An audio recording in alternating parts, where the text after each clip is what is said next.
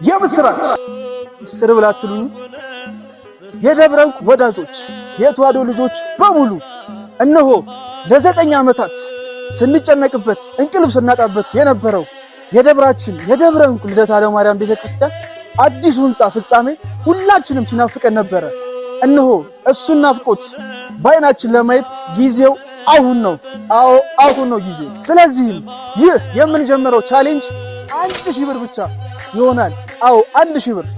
በዚህም ቻሌንጅ አንድ ሰው ቢያንስ ለ5 ጓደኛው ሊሆን ይችላል በመላክ ከሁሉም 1000 ብር በመቀበል ወደ ደብረ ዕንቁ ህንጻ ቤተክርስቲያን አካውንት ቁጥር ገቢ ማድረግ ይሆናል ማለት ነው። ስለዚህ እኔ ዛሬ አስጀምረዋለሁ፣ እናንተም ተከተሉ። እንኳን ደስ ያላችሁ በድጋሚ